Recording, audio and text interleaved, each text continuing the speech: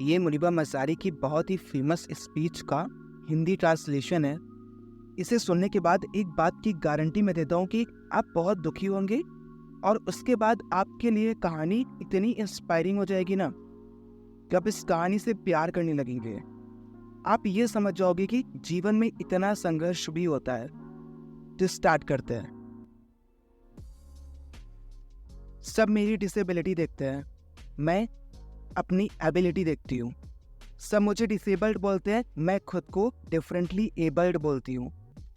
आपके जीवन में कुछ दुर्घटनाएं होती हैं और वो घटनाएं आपको तोड़ती हैं, परेशान करती हैं, पर वो आपको बेस्ट बना देती हैं। और यही सेम चीज़ मेरे साथ भी हुई।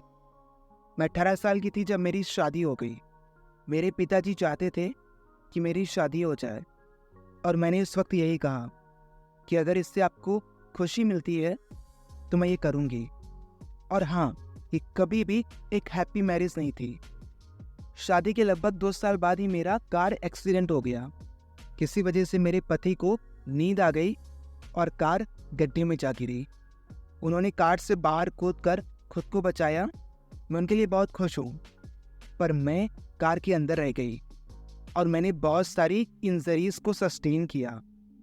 लिस्ट बहुत लंबी है, डर मत जाना। मेरी कलाई फ्रैक्चर थी, कंधे की हड्डी और कॉलर बोन फ्रैक्चर थी। मेरा पूरा रिब केस फ्रैक्चर था और रिब केस की इंजरी की वजह से मेरे लंग्स और लीवर भी बुरी तरह इंजर्ड थे। मैं सांस नहीं ले पा रही थी। मैंने अपना यूरिनल बावल कंट्रोल खो दिया था, इसीलिए मुझे बैग पहनना पड़ता है जहाँ भी मैं जाती हूँ। मेरी बैक बोन्स की 3 वर्टिब्रा पूरी तरह से टूट चुकी थी और मैं अपने बचे हुए जीवन भर पैरालाइज्ड रहने वाली थी। मैं उसके बाद एक हॉस्पिटल पहुंची जहां मैं लगभग 2.5 महीने रही। मेरी कई सारी सर्जरीज हुई। एक दिन डॉक्टर मेरे पास आए और उन्होंने कहा, मैंने सुना है कि तुम एक आर्टिस्ट बनना चाहती थी, पर तुम एक हाउसवाइफ बन गई थी। मेरे पास तुम्हारे लिए एक बुरी खबर है, तुम दोबारा पेंट नहीं कर सकोगी क्योंकि तुम्हारी रिस्ट और आर्म पूरी तरह से डिफॉर्म हो चुकी है और तुम कभी भी पेन नहीं पकड़ सकोगी। अगले दिन डॉक्टर फिर आए और मुझसे कहा, तुम्हारी रीढ़ की हड्डी की इंजरी बहुत बुरी है, तुम कभी भी दोबारा चल नहीं सकोगी क्योंकि तुम्हें स्पाइन इंजरी है और तुम्हारे बैक में फिक्सेशन है। तुम कभी भी किसी बच्चे को जन्म नहीं दे पाओगी। उस दिन मैं बर्बाद हो गई। मैंने अपनी माँ से पूछा, मैं ही क्यों? और तब से मैंने अपनी वजूद पर क्वेश्चन करना शुरू कर दिया कि मैं जिंदा ही क्यों हूँ। और तब मैंने ये महसूस किया कि शब्दों में भी आपको आराम देने की ताकत होती है। मेरी माँ ने मुझसे कहा कि ये वक्त भी गुजर जाएगा, भगवान के पास तुम्हारे लिए इससे अच्छा प्लान है। मुझे नहीं पता कि वो क्या है, पर उसके पास था। और उन सभी परेशानियों और दुख के बीच वो शब्द इतने जादुई थे कि उन्होंने मुझे चलते रहने का साहस दिया। एक दिन मैंने अपने भाई से कहा, मैं जानती हूँ कि मेरे हाथ डिफॉर्म्ड हैं, पर मैं हॉस्पिटल की इन सफ़ेद दीवारों को देखकर थक चुकी हूँ। इन सफ़ेद कपड़ों को पहनते पहनते थक चुकी हूँ। मैं अपने जीवन में रंग भरना चाहती हूँ। मैं कुछ करना चाहती हूँ। मुझे कुछ कलर्स दो, मुझे कोई छोटा सा कैनवस दो, मैं पेंट करना चाहती हूँ। तो उसके बाद पहली पेंटिंग जो मैंने बनाई थी वो थी ऑन माई डेथ बेड, जहाँ पर मैंने पहली बार पेंट किया। वो केवल आर्ट का एक पीस जो मेरा पैशन नहीं था, वो मेरी थेरेपी थी। और उसके बाद मैं डिस्चार्ज हुई और मैं घर वापस गई।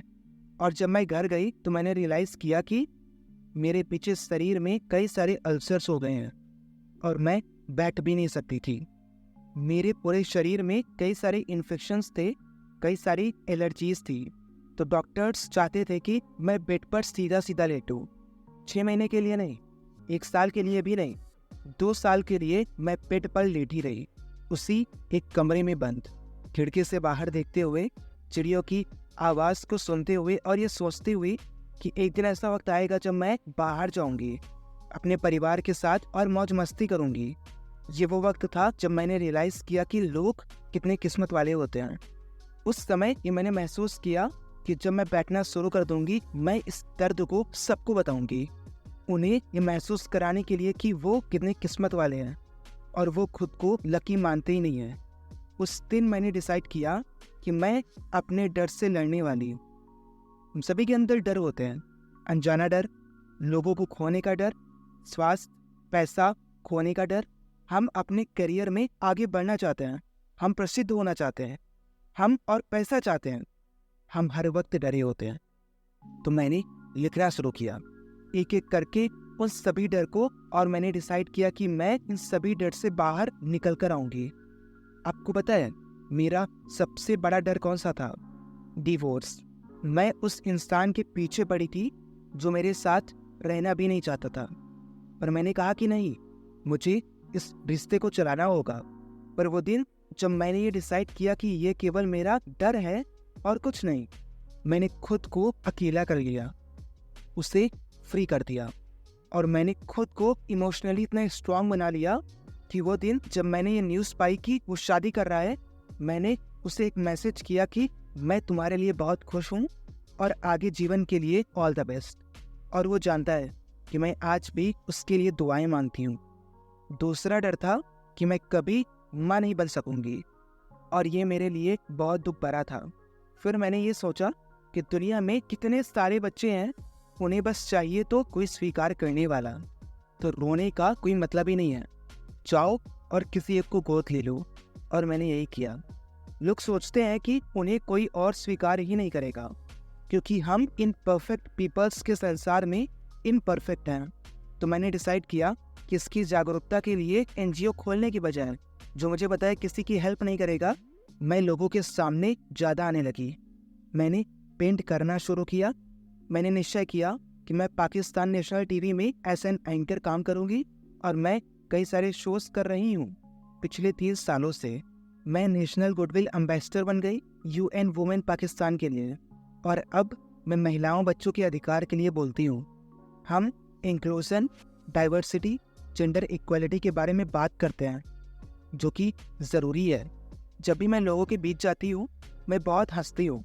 मेरे चेहरे पे हमेशा एक बड़ी सी स्माइल रहती है, और लोग मुझसे पूछते हैं कि तुम्हें हर वक्त हंसते हंसते थक नहीं जाती हो, इसका रहस्य क्या है? मैं हमेशा एक बात कहती हूँ, मैंने उन चीज़ों के बारे में सोचना बंद कर दिया है जो मैं खो चुकी हूँ। वो लोग जिन्हें मैं खो चुकी हूँ, लोग और चीज़ें जो मेरे साथ होनी चाहिए, वो मेरे साथ हैं। और कभी कभी किसी का ना होना आपको एक बेहतर इंसान बनाता है। उनके ना होने को सेलिब्रेट करो, ये भी हमेशा एक ब्लेसिंग होती है। अपने जीवन को पूरी तरह से जियो, जैसे भी हो खुद को स्वीकार करो, खुद के लिए दयालु बनो। मैं दोबारा कहूँगी, खुद के लिए दयालु बनो, क्योंकि केवल तभी आप किसी और के लिए दयालु बन सकते हैं।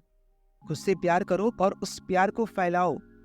जीवन कठिन होगा, उतार चढ़ाव भी होंगे, परीक्षाएं भी होंगी, पर वो केवल आपको स्ट्रांग बनाएंगी। सो जब आप खुद को जैसे भी हो वैसे ही एक्सेप्ट कर लोगे, दुनिया आपको पहचान जाएगी। ये सब आपके अंदर से शुरू होता है।